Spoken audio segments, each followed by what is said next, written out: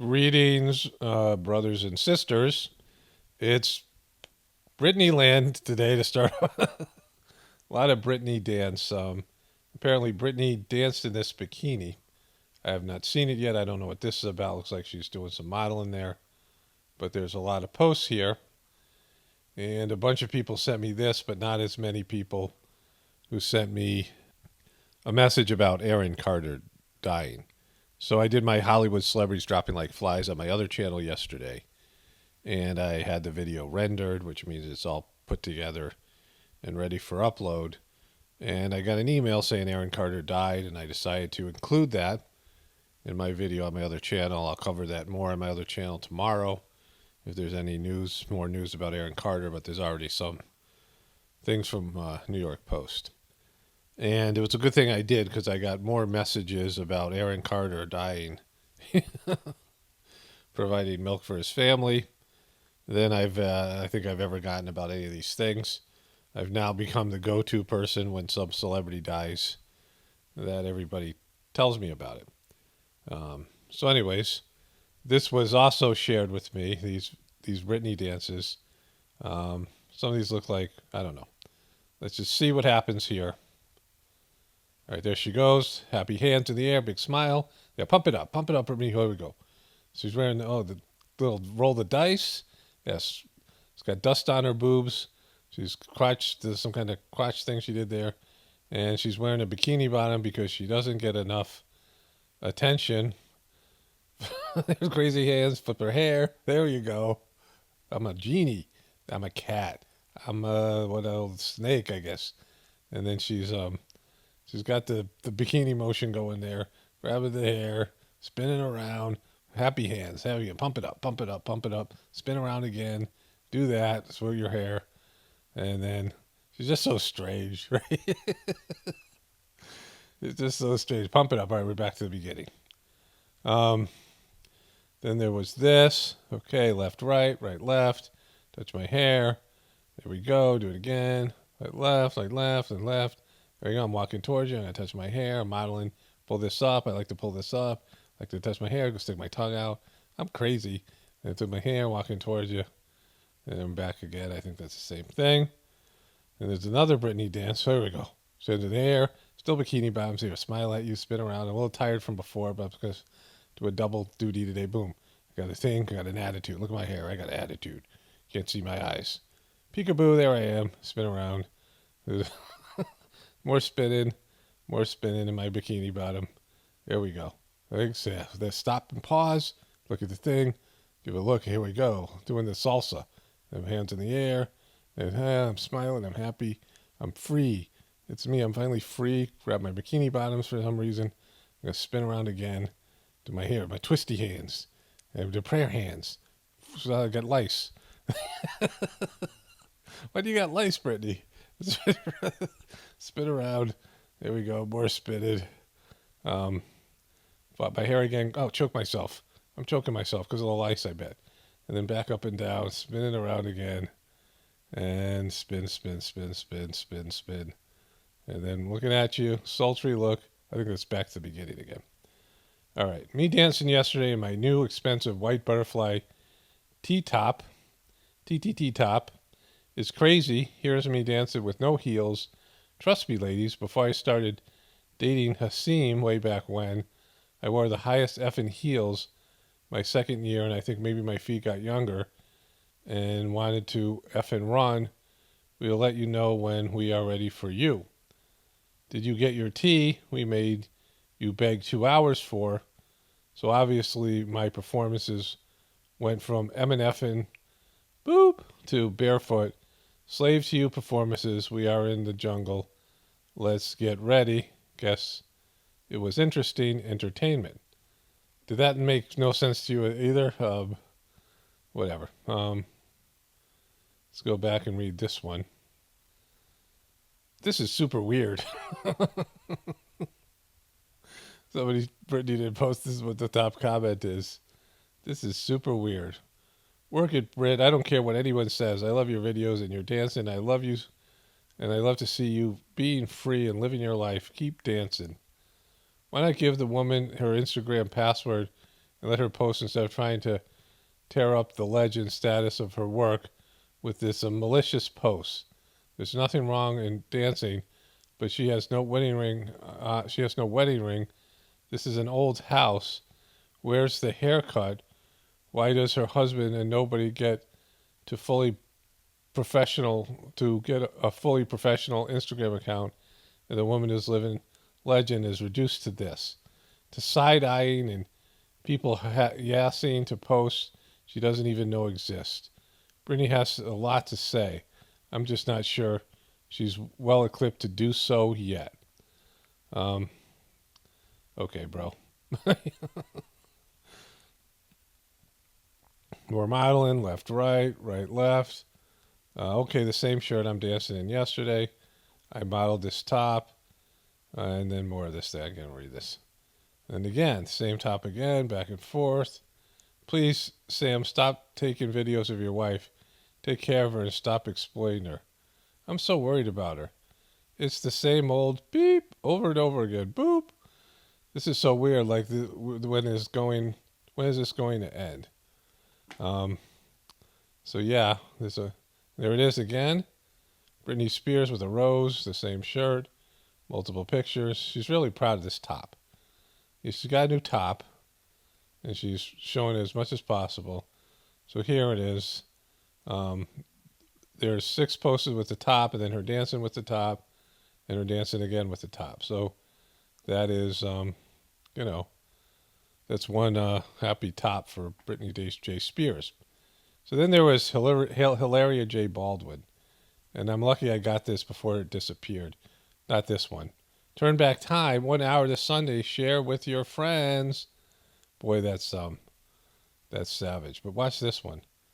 So she's staring at herself, and she's going back and forth. Maybe this isn't the one. Maybe it is, yeah. Look at myself in the mirror. There was, I think, another one that was longer, but I think it disappeared. She's very about getting her picture taken and doing things like exercising. And she's got some sort of an ocelot there. But that's Hilaria J. Baldwin. So speaking of embarrassing failures, somebody put together a supercut of the first episode of Don Lemon's new morning show, CNN This Morning, that has absolutely bombed. And it bombed right from the start. Like, it didn't get some attention in the beginning. It bombed, and it's continuously bombing worse. Good morning, everyone. Here we are. We made it. I bet they talk about how they all woke up successfully here. I'm predicting that. Everybody got up. Everybody we woke up. We're all awake. Don's going to say something like, hey, I wonder if this is a rehearsal. Is this rehearsal or is this real? No, it's real. Wow, I'm just nailing it. It's real. So what happened was, the reason I made those predictions is that they were jokes, because I had originally started this off with a New York Post segment, and they had just a few little video bits of the opening of the show. And so I already showed that, but somehow I must have had my app set on pause, and so I didn't tape that. And so the jokes were that we already just watched that, and I was predicting something we just watched, but now it's, looks stupid. But that was what that was about. Real thing. Is it real? You guys ready? I think we're ready. I'm Don Lemon alongside Poppy Harlow and Caitlin Collins. It is November 1st. This is a peppier Don Lemons. Don Lemon's getting peppy. And welcome to our very first show. We hope you enjoy. You're going to learn a lot about us and get a danger in Russia's war on Ukraine from Iran. We're live at the State Department this morning. New revelations this morning of a politically motivated plot by the intruder accused of attacking Nancy Where's Nancy? Where's Nancy? Pelosi's husband. And these facts refute all of the conspiracy theories around that attack. All of them. There's all kinds of conspiracy theories, and all of them are refuted now by these facts that we have on CNN this morning with Don Lemons and his blazer. We also have a new interview with Pennsylvania Senate candidate John Fetterman. Oh, that should go well. Lurch. His answers on whether he regrets participating in that debate with Mehmet Oz. It updates on his health heading into the final days of the race. Don interviewed him. Preparing to send 1,000 new weapons to Vladimir Putin, including. There they go. Let's move forward here.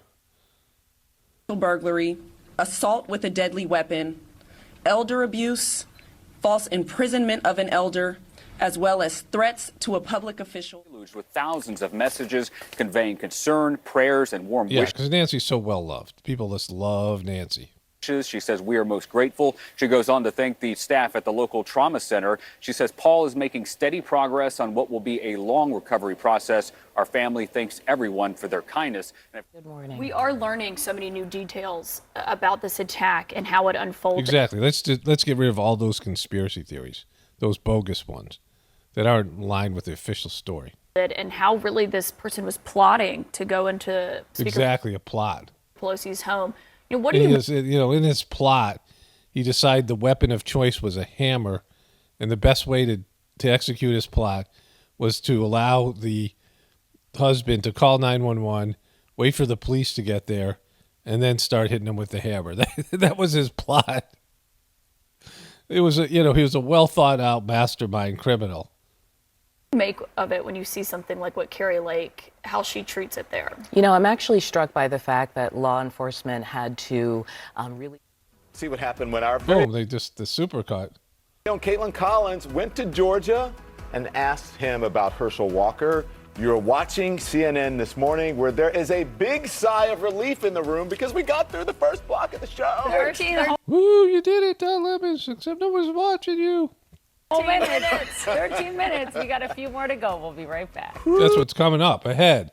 John Fetterman, Brian Kemp's, Sanjay Gupta's, Calissa Ward, Liz Ganderson, Chris Sununu, Manu Raju, Elisa Slotkin. They got it all. Look at what they got. No wonder the show's doing so well. Woo! Nice A block guy. Good when you get to the first commercial. Yeah, totally. Good job, you guys. You guys did it. Unfortunately for them, the ratings tanked, right? They like people didn't even watch it out of curiosity. And so it's just going to be downhill from here. We're on TV. We have to remember that. Thanks for saving me. We got to remember we're on TV. I forgot to read my line about Taylor Swift. Thanks for saving me, buddy. As you can tell, it is a big day here at CNN. We've got a new It's a huge day of failure. show. We've got a new set. We've got a new amazing team. You can't see them, but these But folks they're all have been around you. They're all around us. working for weeks, weekends, everything. So thank you to the team. Yay, team. But did you steal this? I heard brings you his own touch brain. Is that no? Is that a carry-on, or do you have to check that in your luggage? I Where carried did it you on, get actually. I get some strange looks. Yes. Can you tell the viewers?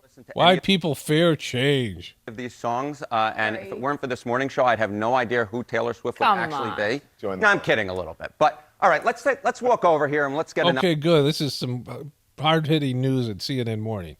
Taylor Swift claims top 10 spots in Billboard chart. idea of why the heck we're doing this Taylor Swift segment, and I think this first slide will give you an. Okay, he's got some graphs and numbers about Taylor Suspect Swift. was not there just to hit Paul Pelosi with a hammer. Number two, he had an elaborate plan out of a Stephen King novel to tie up the husband, wait. He did, and he's got a hammer. He was armed with a hammer, but he was a criminal mastermind. Demanding to know, where's Nancy? Stop the hammering out there. Who's got a hammer? Where is it? I don't know. Where's the hammer? Is it on the, go up on the other floor. Somebody go up there and stop the hammering. Stop the hammering. Call fuck Griffin. I don't care who the fuck to call. Stop the hammering. Empty out the goddamn control room and find out where this is going on. It's either there or out there somewhere. Out of control.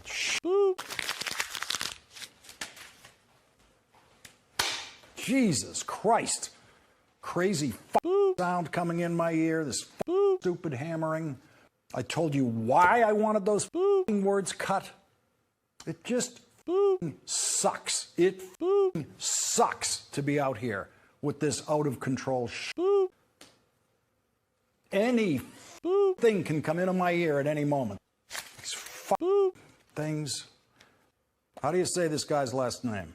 Demanding to know, where's Nancy? And I know you had that interview with John Fetterman earlier in the show. He's running against Mehmet Oz. And just to underscore how important Pennsylvania is, in the coming days, we are going to see Joe Biden, the president, coming back here with former president. Hey, good to see you, Caitlin, and congrats to you and the whole team on the launch. Okay, so somebody put together there. It's horrible. Then they resurrected this school. How dare you? Or, the Commission on Women, which is, a bitter irony that they were ever on there in the first place. But I think what we're seeing in Iran has been brewing for many years. And young people who are connected to the rest of the world who... Wow. This is so bad. I don't know if it's that voice or her face or those soul-sucking eyes, but she just sucks your energy right out of you, right? I mean, just watch her like she just zaps you. Like she's like some black hole of energy sucking. And let's have her on the first episode. Like, it's a morning show. It's supposed to be peppy. It's supposed to, whatever, be a morning show. And they're going to have this school come on and suck the life out of the audience. Plus, it shows you they're not going for young people here. Like, if they're rolling out Hillary Clinton, they're going for the least marketable demographic. Okay, what's this segment, Don Lemons? I'm a huge fan of yours. Is that okay? Can I fan They brought this dude in. out a little bit? Please, yeah, why not? Yeah. You're an Emmy Award winner. Her name is Jennifer Coolidge. You've been on the big screen, you've been on the small screen, and now you're the streaming star, holding it down on HBO, Netflix. What is that like? It's way more enjoyable if you never expected the moment to happen. So I just, I think it's the surprise. This is riveting. No wonder CNN is last. Right? Last amongst other crappy shows. CNN this morning, Don Lemon's new show debuts in dismal ratings, trails long distant. We get to Jake Tapper, who they booted out of prime time. We saw this with the New York Post. CNN's morning show, hosted by Don Lemons, Poppy Harlow, and Caitlin Collins, bombed in its debut episode on Tuesday. Despite heavy promotion, the CNN This Morning first show drew a mere 387,000 viewers and averaged 71,000 viewers in the advertisers coveted 25 to 54 demographic. So it basically got almost no views. By comparison, Morning Joe doubled it, right? And Fox News quadrupled it. And so it is a distant third. I mean, it's the debut show. This is the show that people are like, oh, let's look at that. They didn't even bother. And, we saw all this. And so that's bad. Like, this is horrible ratings. It's probably worse than they were getting beforehand. People don't like Don Lemons. Come on. So Jake Tapper got demoted. CNN insiders deemed Jake Tapper total failure in prime time. He became Rachel Maddow light. CNN Tonight with Jake Tapper shed a whopping 41% of his debut audience in the last month. So he was on CNN briefly. This guy, Jake Tapper. He's Jake, not Chuck. I'll roll all my Jake Tapper stuff here. Just a reminder, I'm Jake, not Chuck. That's it. I think I might have just had like some sort of magic power, but Ignorantly, ghoulishly, we're taking office. What makes you think that getting control to the levers of power is going to bring out anything other than more of the same, if not worse? What makes you think they're going to do anything? He tried to go with the Gumby do. He went with the Gumby do. For the United States, or the least among us. For you. I mean, you cannot shame the shameless. And with That's it. Jake Tapper wasn't the answer to CNN's primetime headache. Of course he wasn't. He's a droopy dog, morbid, what I used to call so somber tie wearing M&F'er, right? And so CNN is taking on the chin. And then there's this. Jimmy Kimmel told ABC he'd quit if executives stopped him from making Trump jokes. They knew I was serious. Okay, come on. Like, at some point you have to just let it go, right?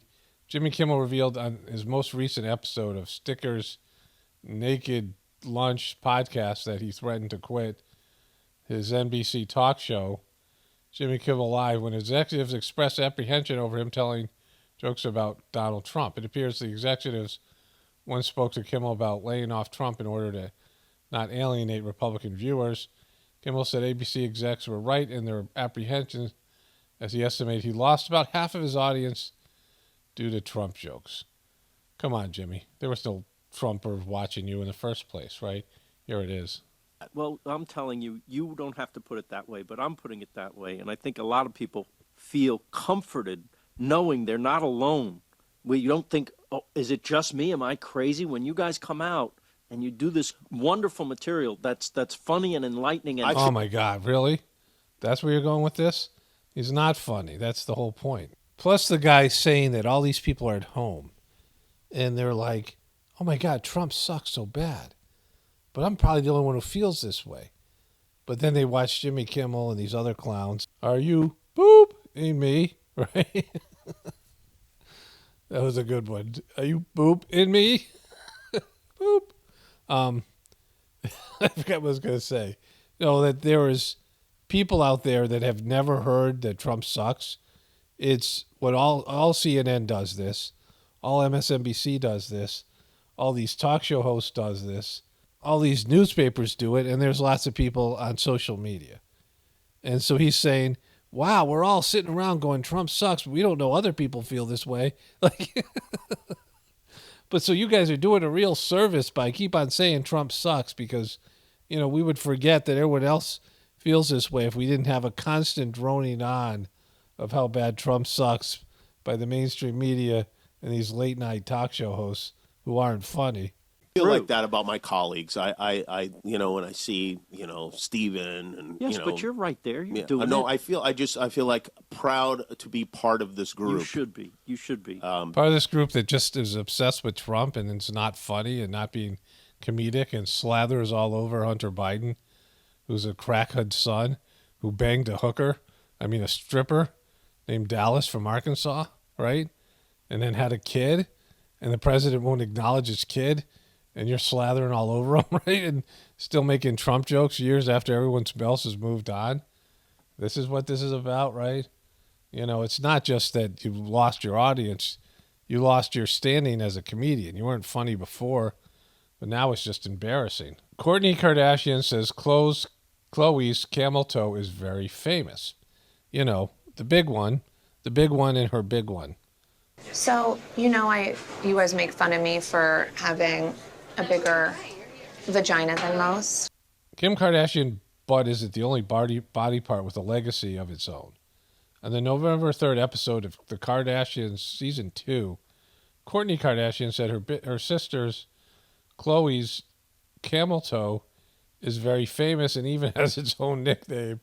Khloe's camel toe is named Camille the Camel. Camille the colon? No, Camille the Camel. Because they're really creative over there, and everybody gets a K name. Even her camel toe gets a K name. So there's that. Let's turn the volume down, and I'm going to talk about this at the end in the voiceover section. So these are robots. These are robots over the years. So 2009, 2011, you see it's walking a little bit better. 2013. It's making it over rocks. It's still got some wires. Now it's lost its wires. It's walking on its own, right? Able to open a door. It's got better balance. Now it's able to jog, right? Now it's able to jump up on a box, jump back on a box, and holy poop! Wow, look at that thing. It just went flipped on it. And then he jumped over a log. Look at the agility and dexterity. It's better than a human. Now it can somersault. We can do one of those. Another somersault. And it just keeps on getting 360. And then it's dancing to music, which I'm going to edit out here.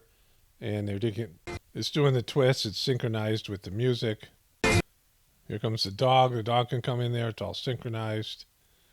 They can do it together. They're all working together, all having a hive mind. They all can dance.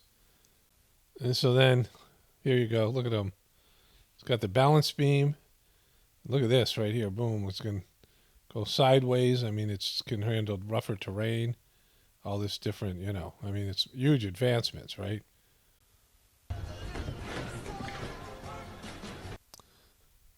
And then he's able to jump up on these. I mean, it's just the terrain up on the table.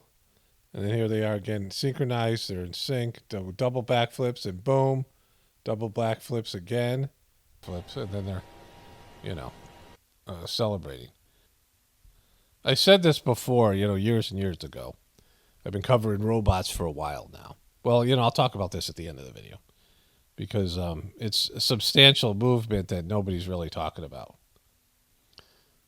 Okay, so I've been meaning to cover this for, I don't know, a week now. I mean, with this new format and all the stuff that's happened.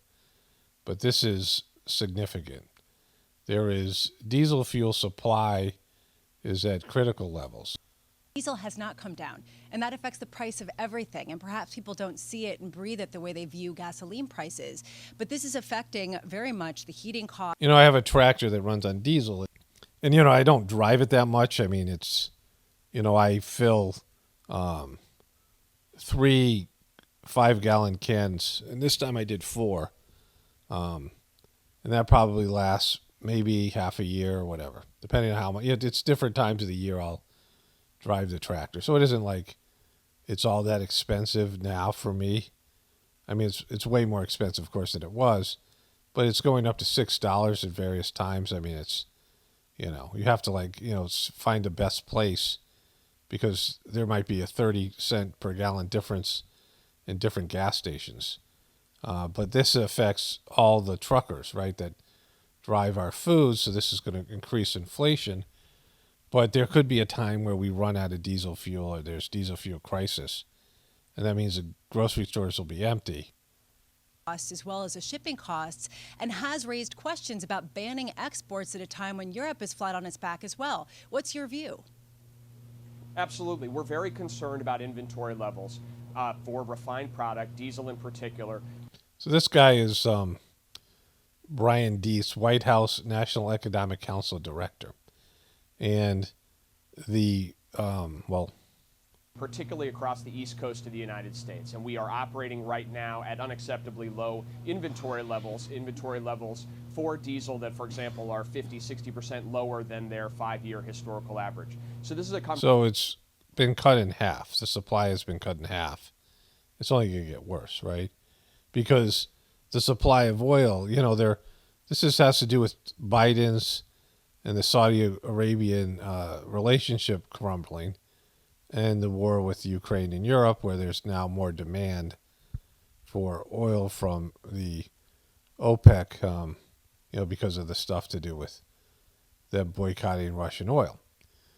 And so there's winter gas and summer gas, and I don't know all that much about it, but they have these refineries, and they have to be set differently for winter gas versus summer gas. And I think it's because the winter gas is less likely to freeze. And so there's a switch over in refineries. And then, of course, there's diesel fuel and there's airplane fuel or kerosene, right? And so these refineries have to, you have to have refineries set up for all these various types of processes. And if there's a shortage in oil and there's a bigger demand for gas, say, and the gas prices, and, that was a big political issue and they pushed for getting more gas into the market. And then there wasn't refineries making as much diesel, right? And then there was the time that, during COVID when everything sort of shut down and the oil companies were operating on a zero profit basis, right? And they're trying to make all that up. And then there's all the stuff to do with Jojo Magoo and the Saudi Arabians now and all this, the relationship being messed up. And then them just wanting to bring the world to its knees economically and then bring in this new agenda, right? So there's all these things. And with this level of like it's, if something happens, there's no reserves, right? The reserves of the diesel will last about 6 hours. You go on the highway and you look at all these trucks driving, with these big trailer trucks, they have the food and the, Walmart stuff and all the, stuff's going to these various stores you're buying, and then just shipping materials back and forth across the country. It's, we use a phenomenal amount of diesel. And now with the supply chain issues, any moment this could create some sort of a disastrous situation. Conversation that we have had with the industry consistently, and we've been very clear. We need to see more progress in building those inventories. The federal government has some tools in that respect. We have a Northeast Home Heating Oil Reserve, which is diesel, and we have looked very carefully at being prepared to deploy as and when necessary in that context. That's nothing, right? That'll be gone in no time. So there's no tools. They're at the mercy of the oil industry here. What we need to see is the industry build those inventory levels so that we don't put ourselves in a situation. To your question about exports, the president has been very clear and will continue to be clear. At this moment, when we have uncertainty for American consumers, we have to keep all options on the table. That's what we're doing. Yeah, all options are on the table. Okay, that's clear. Diesel prices skyrocketing and high demand, low supply. So this is from weeks ago, right? There's a big thing that Tucker Carlson did about this.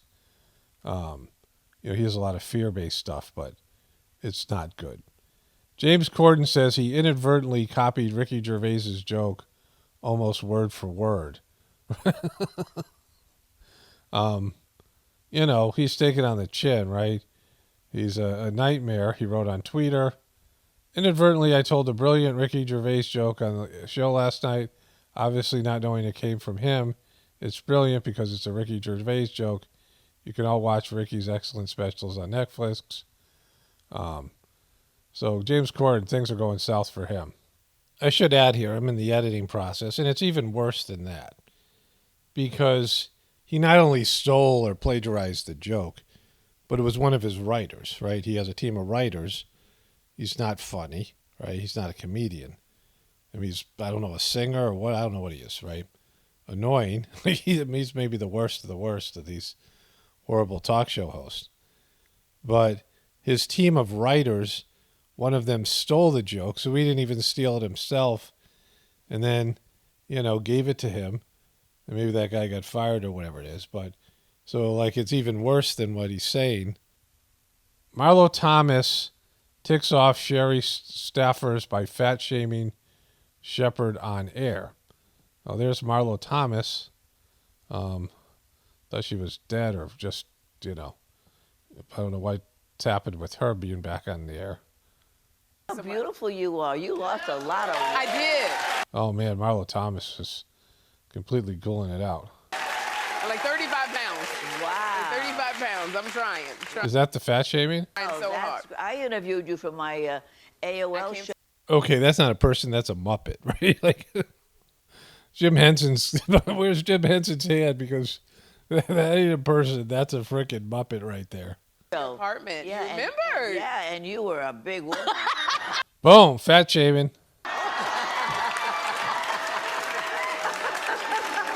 She fat shamed her. Fat shame. Makes Sherry laugh. And this school right here is like she could lose weight, but you're not losing the ghoul. Boom! Oh my God, she's doing it.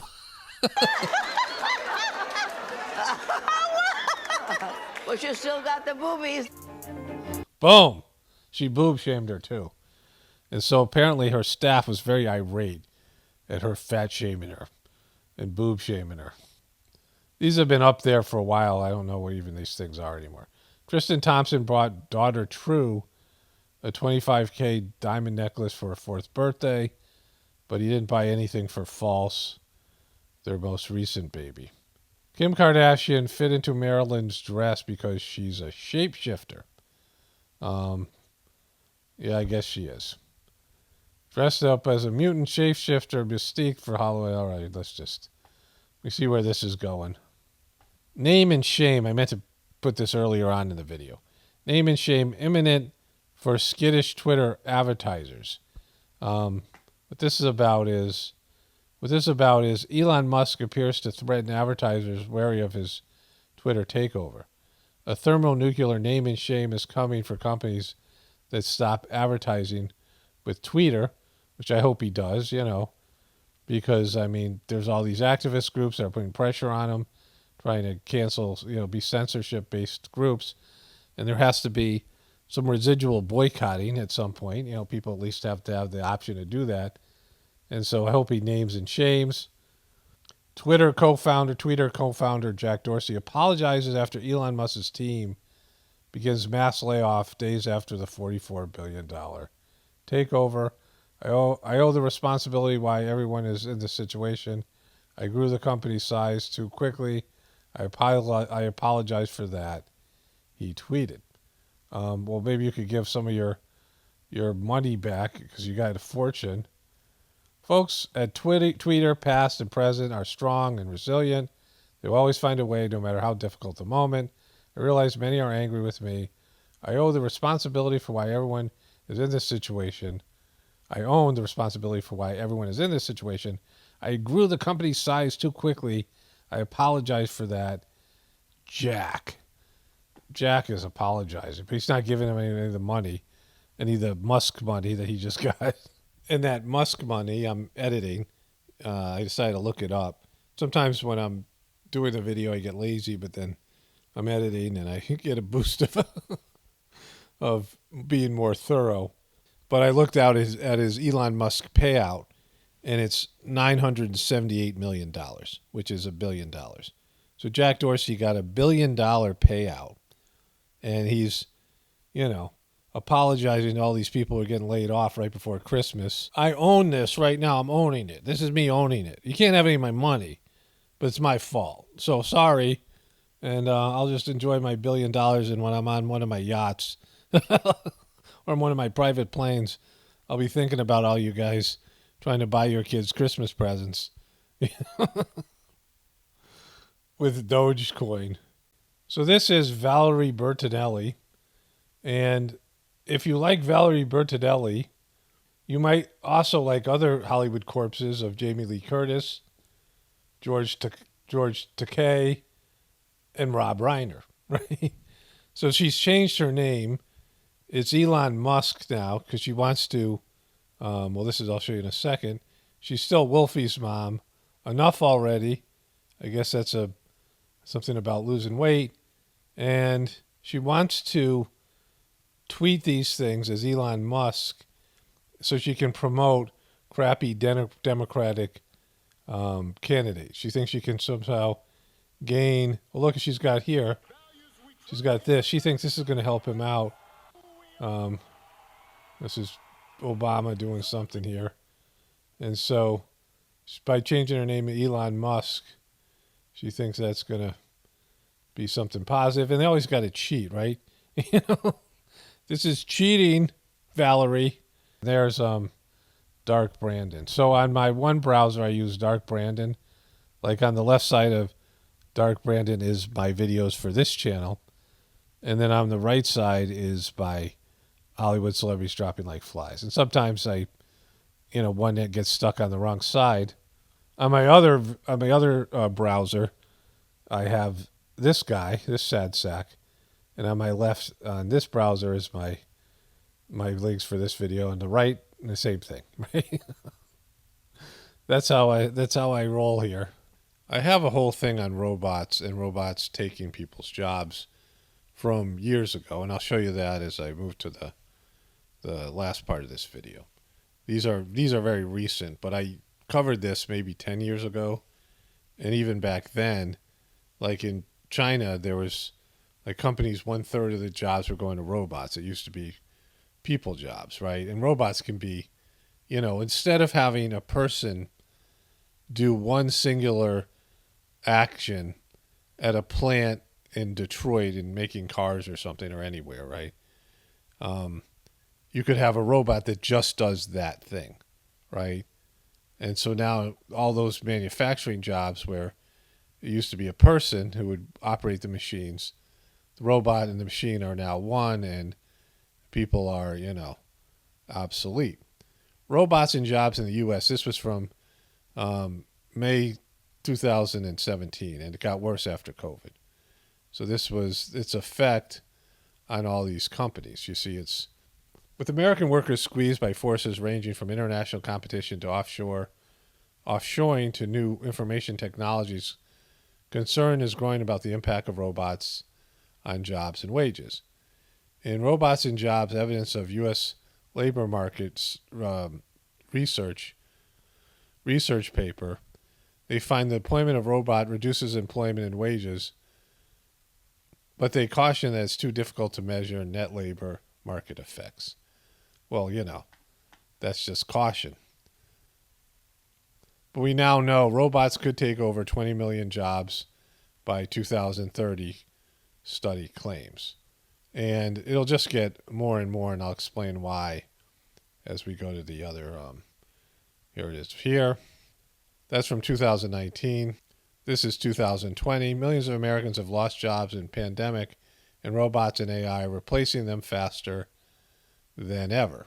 This is from 2022, March. For decades, robots have worked alongside humans. In the auto industry, for example, they've been the most precise and reliable welders and painters, sitting in place and doing the same job over and over again, has historically been automation's sweet spot. But with the explosion of artificial intelligence and robots coming to understand more complex new tasks, and they are increasingly able to navigate both inside and outside. In agriculture, robots are not only plowing fields, but now recognize weeds and zap them with lasers, all these things. In the 2020 World Economic Forum report, predicted that robotics and automation would displace 85 million jobs globally in the coming 5 years. And so with AI, it's all of these things, right? MIT, July 2020, a new study measures the actual impact of robots on jobs, and it's significant. So again, they've been knowing about this for a number of years. See, what we're talking about here is to get rid of the consumer-based economy, where everything's about mass production, using a lot of resources, and getting people to, provide a consumer base, a large consumer base, to advance technology. And that's been the goal. And for example, it's like 6 billion people around the world. These are old statistics. It's probably much more now. 6 billion people around the world have cell phones, but only 4 billion have toilets. So people live in shacks and huts, and they have a cell phone, but they don't have a toilet. So there's a huge market for cell phones, right? For example, and then all the software and all the things that go with it, right? And of course, computers. And you see the advancement in computer technology because of this large market. And eventually that large market will be for robots, right? And as soon as consumers get robots, that'll drive the advancement in robot technology up exponentially. See, these robots that I showed you in the video, those are just people experimenting, various companies with robots, but they haven't become commercialized yet. But when people start buying robots, and they buy robots to clean their house, they have those vacuum robots, but like real robots that respond, robots cooking your meals, whatever it might be. I mean, once you have robots that can do a variety of services, they would be like equivalent to slaves, right? Then people will start buying them. And that means there'll be a market, and the technology will expand, will develop exponentially. And then you won't need a market anymore. You won't need a large market of consumers, because then robots will do all the jobs people used to do. And you'll just have this rich, elite group of people being served by robots. And once robots can fix other robots, once robots can do all of those types of jobs, you see human jobs and the need for human beings to disappear. You won't need some large, population to push the markets, right? You can have rich people served by robots. You can depopulate the world, and all the work that used to be done by people, lower level jobs, manufacturing jobs, cleaning jobs, cooking jobs, service-oriented jobs can be done by robots. And once that happens, then most people become useless, and then the economy becomes useless. And then you have, and robots can harvest.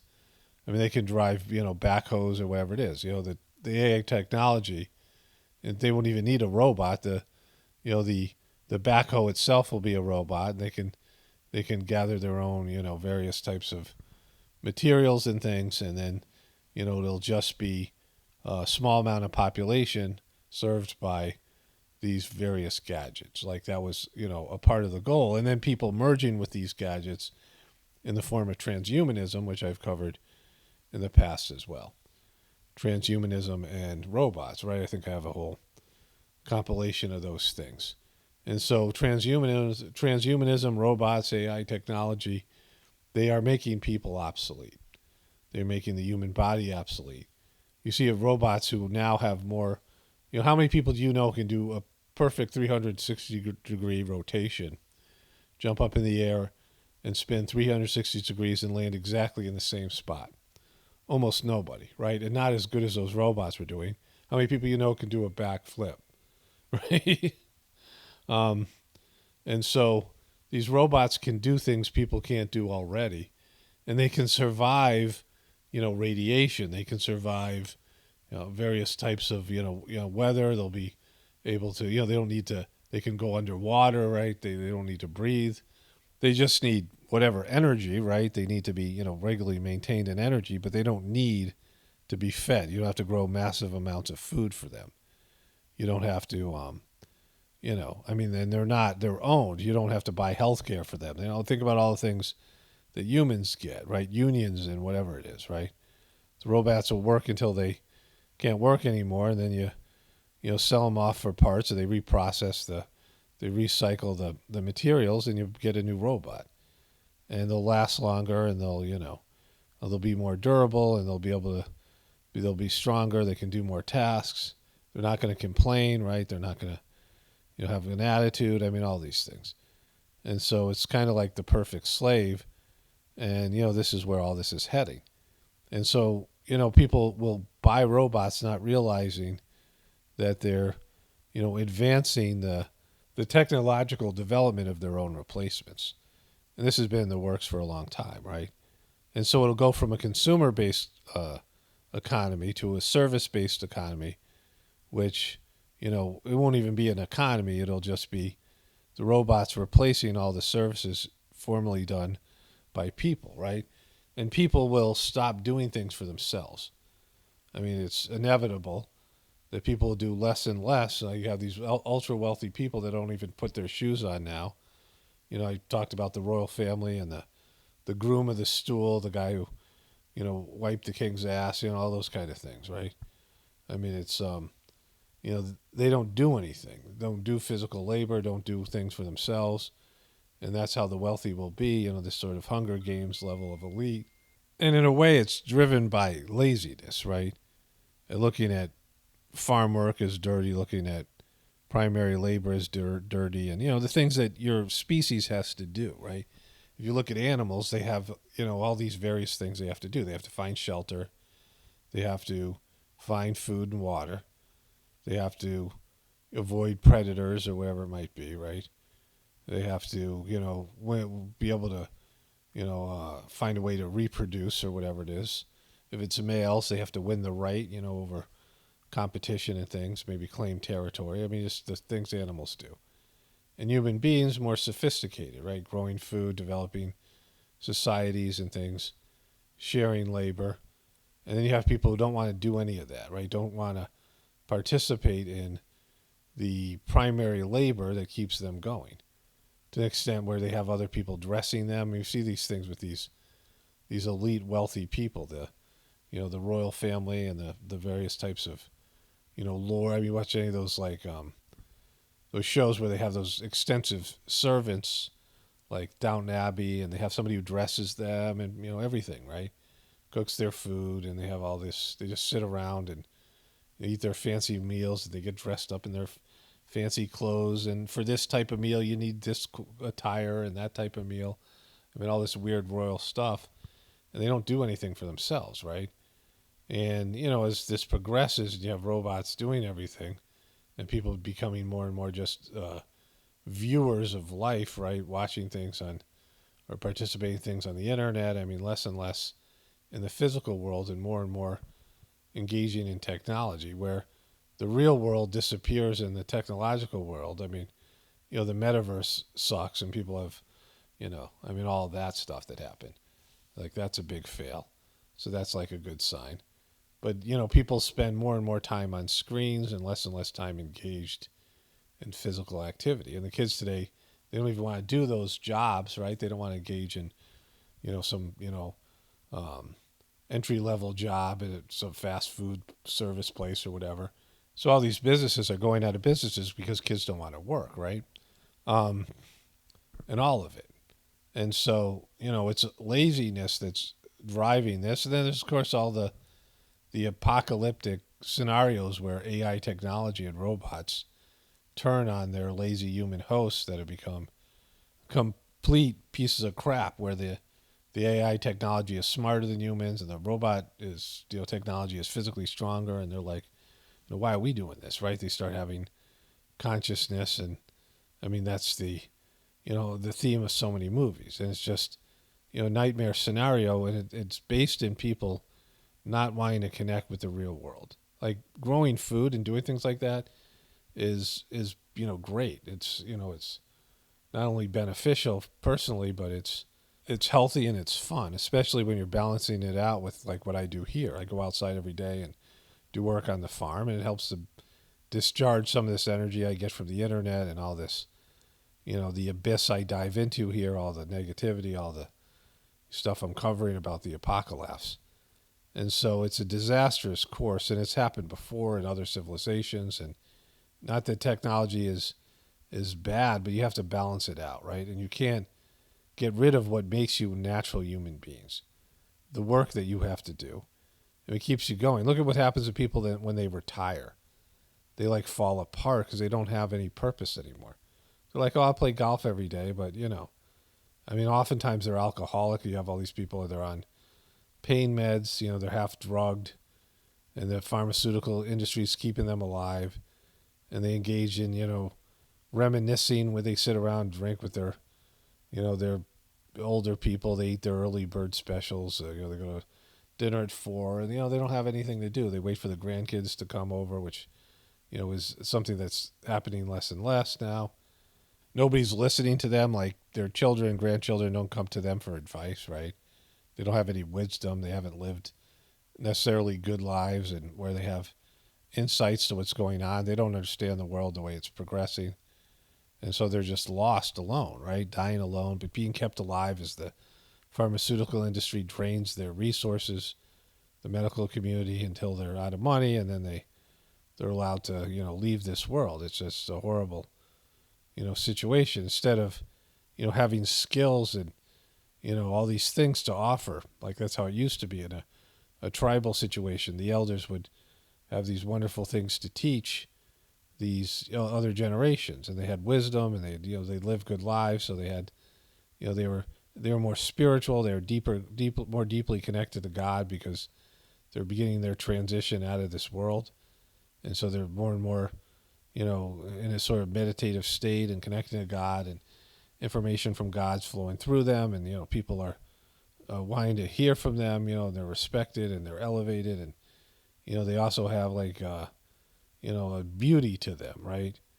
You know, there's an effervescence. I was talking about Madame Expiration Day. She looks so much like an alien ghoul. I'll get into that more maybe on my other channel tomorrow. But, you know, that's what Madonna's insides are, right? That's how she, you know, the way people end up is their true beauty, right? As they get older. I want to talk about them more extensively tomorrow on my other channel. So, like, you know, there's no sense of older people, you know, doing well enough in their life to be worth something at the end of their life, right? They're seen as a burden. You know, the kids don't want anything to do with them. Grandkids don't want anything to do with them. They're all, you know, sucked into the cyber world anyway. and there's just a huge generational gap, and now robots, right? And now there's going to be robots, and I mean, we see where this is all progressing. It isn't going well, but I think things are going to happen before then. And God forbid, they're developing these robots with military technology, where robots will fight wars, right? Or, it'll be robots against people. And, I mean, robots don't, have any sense of fear and of getting shot or whatever it is, right? So, and they have an overwhelming advantage. And, people can, they have these geeks that'll sit there somewhere in a bunker somewhere fighting with robots, right? All these things are, given the state of the human race psychologically and spiritually, none of these things are good. More power, more technology is not good when you have less morality and less sanity and all the rest of it. But anyways, only spirituality will save this world. It's Paul Romano, definitely reporting from the Apocalypse and the Ascension. Everyone have a blessed day and be grateful.